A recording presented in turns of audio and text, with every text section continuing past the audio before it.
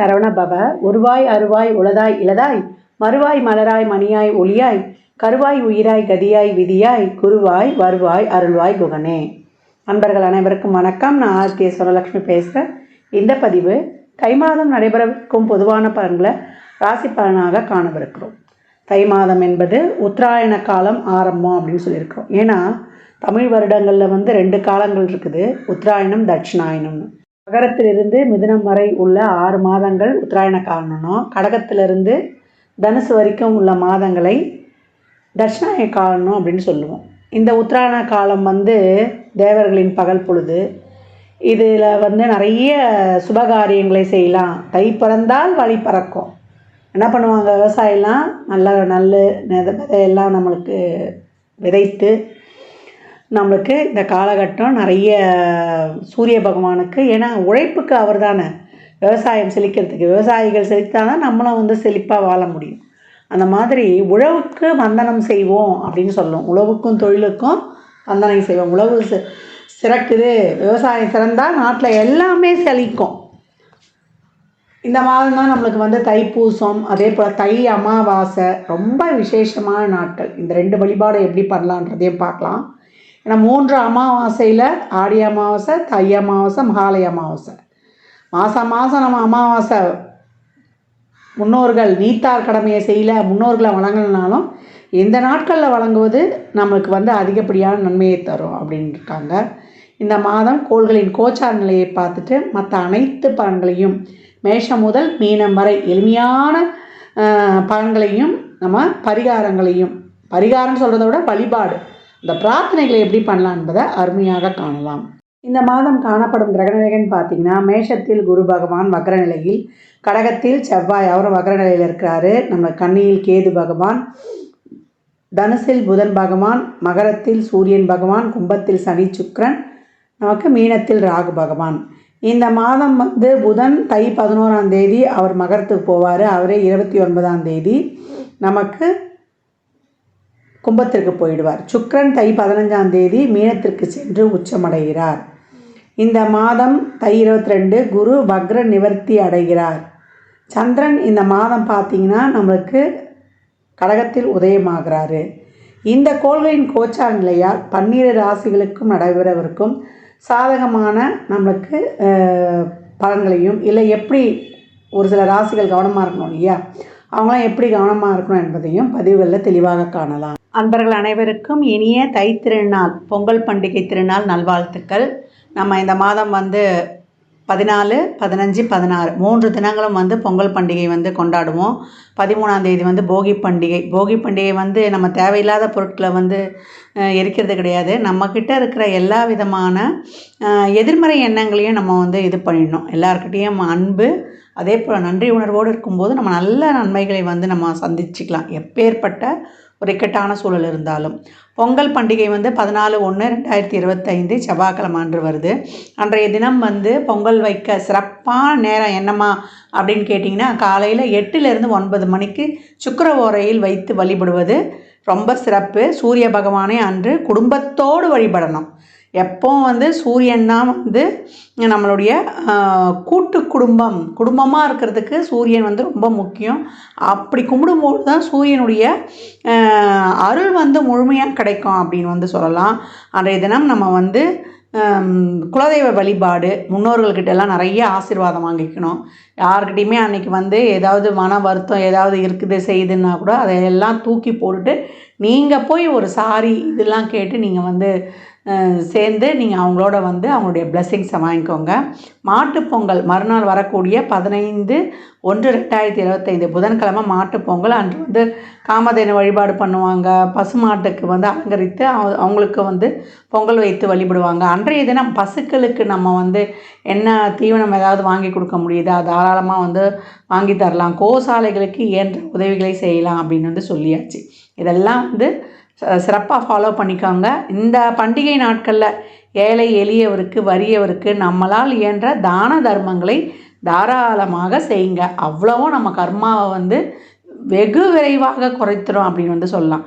ஏன்னா மகரத்துலலாம் சூரியன் வரும்போது அது கர்மாஸ்தானம். நம்ம எவ்வளோக்கு எவ்வளோ நம்ம வந்து தான தர்மங்கள்லாம் பண்ணுறோமோ அவ்வளோக்கு அவ்வளோ நம்ம கர்மங்கள் வந்து தீர்ந்துடும் அப்படின்னு வந்து சொல்லலாம்.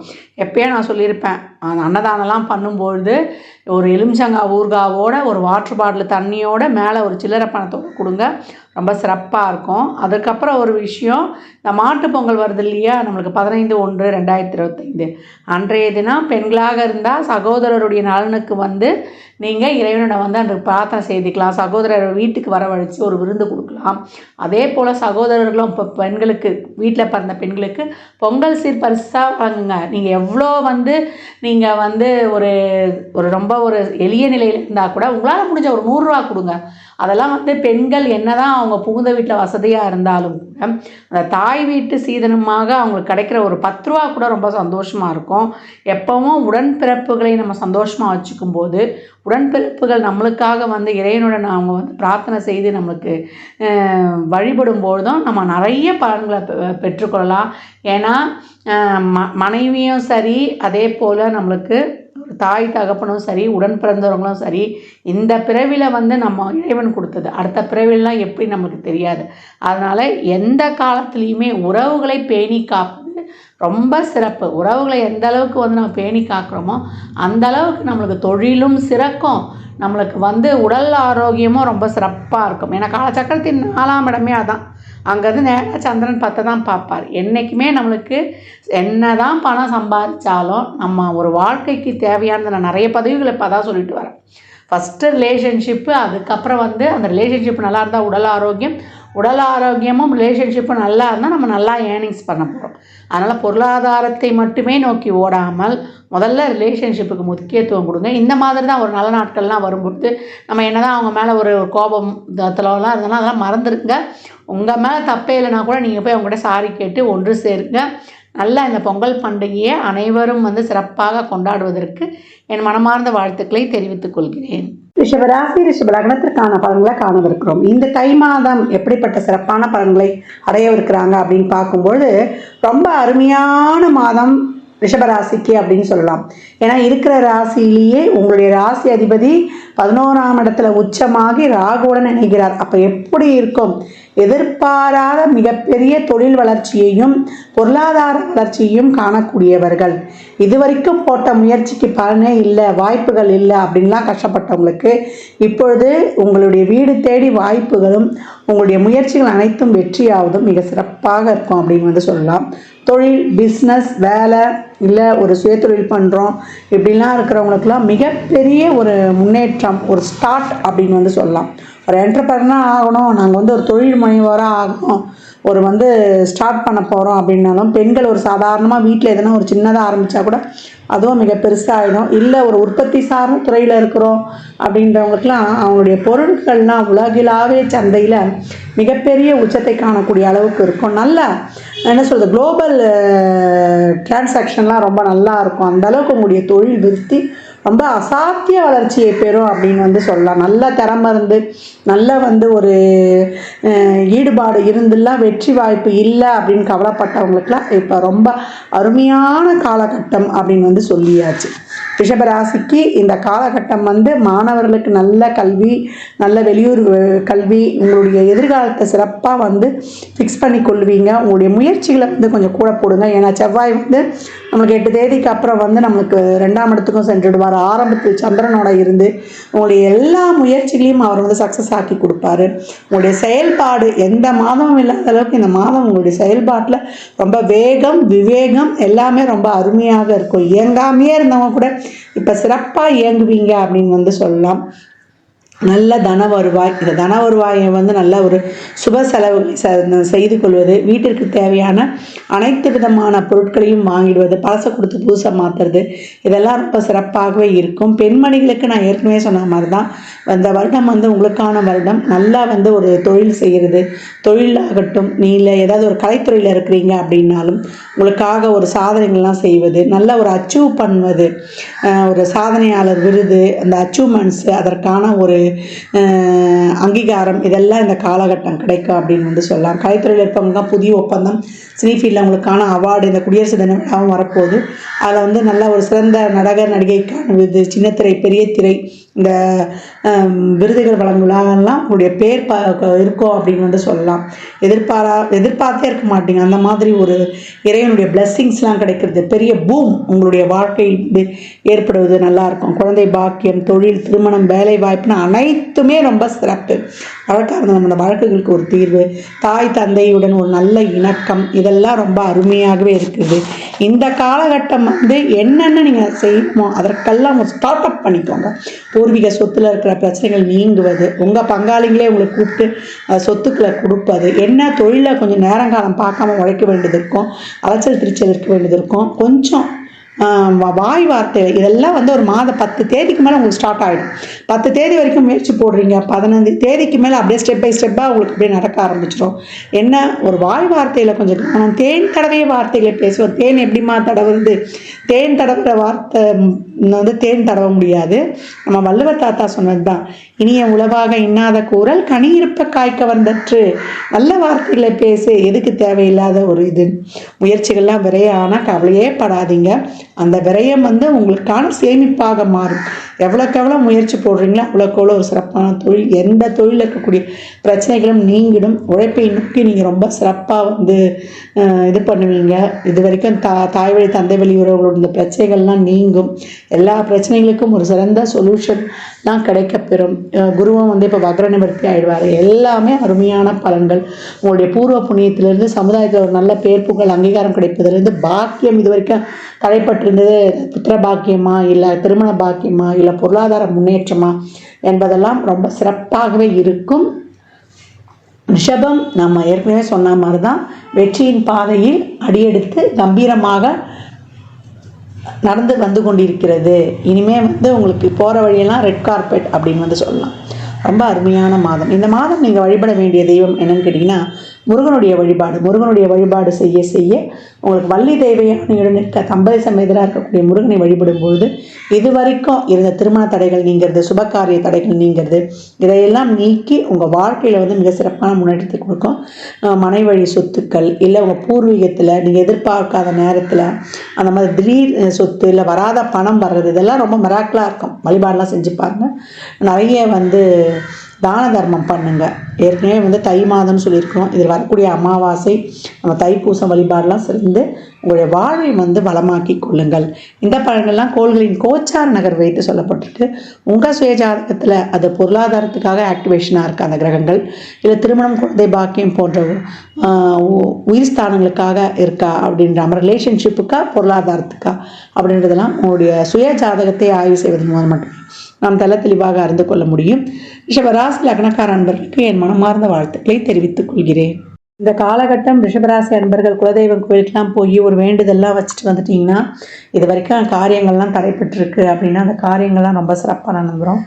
குலதெய்வம் கோயிலில் ஒரு சர்க்கரை பொங்கல் வைத்து அம்மாவுக்கு வந்து ஒரு பட்டு சாத்தி நம்ம வந்து ஒரு அவங்களுக்கு வந்து ஒரு நல்ல ஒரு தட்டில் நல்லா எடுத்துகிட்டு போங்க. வெத்தலைப்பாக்கு, பழம், மஞ்சள், குங்குமம், எலுமிச்சம்பழம் ஒரு 9 எலுமிச்சம்பழம் வச்சு நல்லா வந்து பொங்கல் வச்சு அங்கே வர்றவங்களுக்கு பிரசாதமாக கொடுத்து அந்த ஆடையை கூட யாருக்காவது ஒரு தானமாக கொடுக்கலாம். அந்த மாதிரி கொடுக்க கொடுக்க அவங்க வம்சம் வந்து ரொம்ப சிறப்பாக இருக்கும். இந்த காலகட்டம் வந்து நீங்கள் ஒரு அமாவாசையிலையோ பௌர்ணமிலையோ சென்று வழிபடுங்க. தானம் கொடுக்கும்போதெல்லாம் செவ்வாய் வெள்ளிக்கிழமை இல்லாமல் மற்ற நேரங்களில் நீங்கள் தாம்பூலம் ஆடைகளை தானமாக தருவது ரொம்ப சிறப்பான செயலாக இருக்கும்.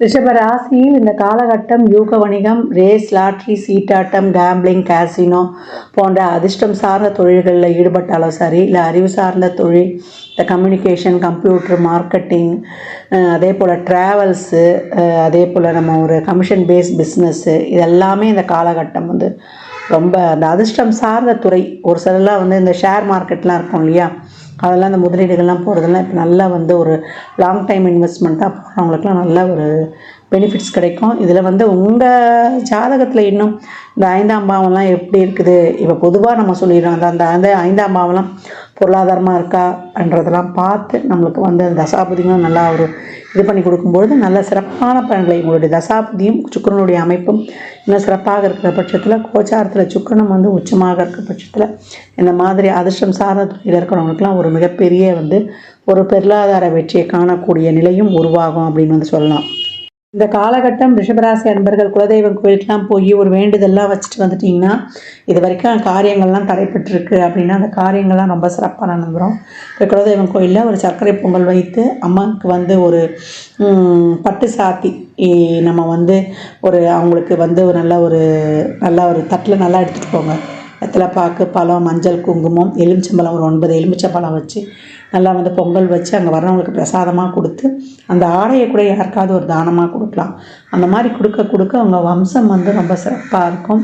இந்த காலகட்டம் வந்து நீங்கள் ஒரு அமாவாசையிலையோ பௌர்ணமிலையோ சென்று வழிபடுங்க. தானம் கொடுக்கும்போதெல்லாம் செவ்வாய் வெள்ளிக்கிழமை இல்லாமல் மற்ற நேரங்களில் நீங்கள் தாம்பூலம் ஆடைகளை தானமாக தருவது ரொம்ப சிறப்பான செயலாக இருக்கும்.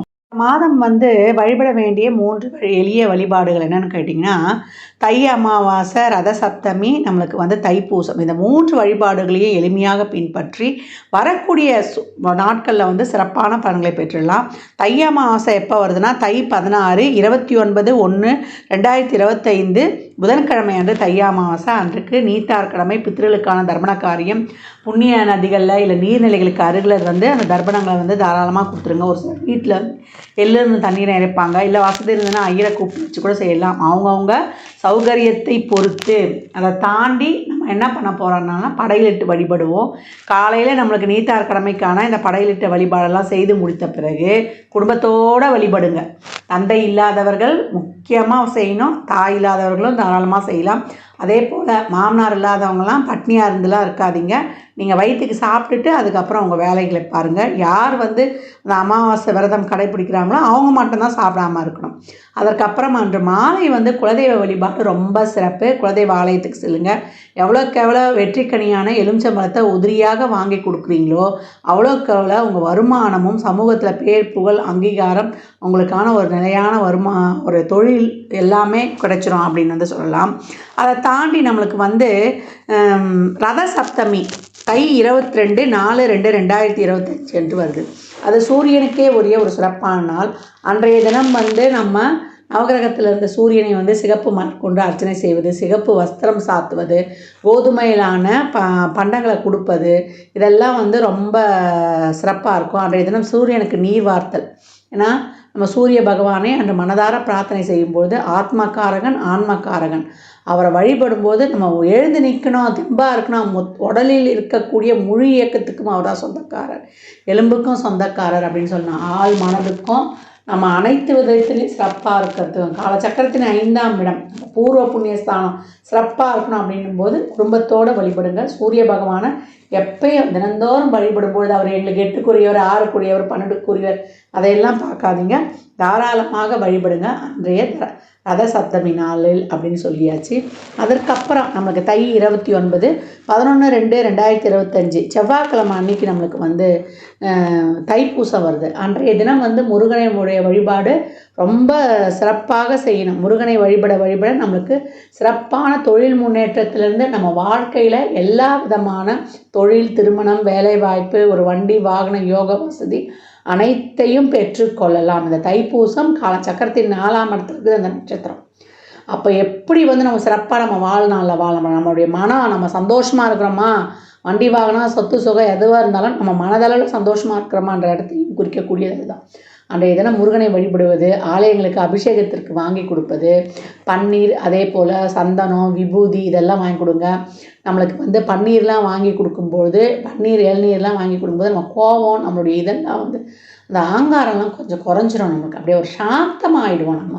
அதே போல் பன்னீர் ரோஜா மாலை வாங்கி போடும்போது சுக்கரன் சிறப்பாக ஆக்டிவேட் ஆகி திருமண தடையை நீக்கி கொடுப்பார். செல்வ செழிப்பாக இருக்கணுமா அப்படின்றவங்கெல்லாம் வந்து சந்தனத்தை அபிஷேகத்துக்கு வாங்கி கொடுங்க.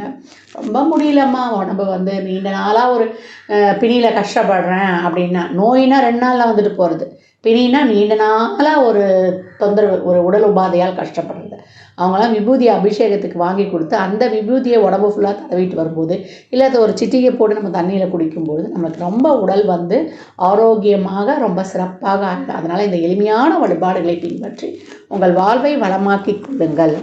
மற்றும் ஒரு சிறப்பான பதிவில் சந்திக்கும் வரை தங்களிடமிருந்து விடைபெற்றுக் கொள்வது ஆதித்ய சுரலட்சுமி. மிக்க நன்றிகள். வாழ்க வளமுடன், நற்பவி நற்செழி, இறையருளால் அனைத்தும் நிறைவாகட்டும். ஜாதகம் பார்க்க விரும்பும் அன்பர்கள் இந்த எண்ணிற்கு ஒரு மெசேஜ் செய்யுங்க. தங்களுக்கான விவரங்கள் அளிக்கப்படும். அப்பாயின்மெண்ட் பெற்றுக்கொள்ளலாம். ஜாதகம் சிறந்த முறையில் கணித்து பார்த்து தரப்படும். வாஸ்து பார்த்து தரப்படும். வாஸ்துப்படி வீடு கட்ட பிளான்கள் போட்டு தரப்படும். சுபமுகூர்த்த நாட்கள் குறித்து தரப்படும். அவரவர் சேவைக்குண்டான கட்டணத்தை செலுத்தி சிறப்பான சேவைகளை பெற்று வாழ்வை வளமாக்கிக் கொள்ளலாம்.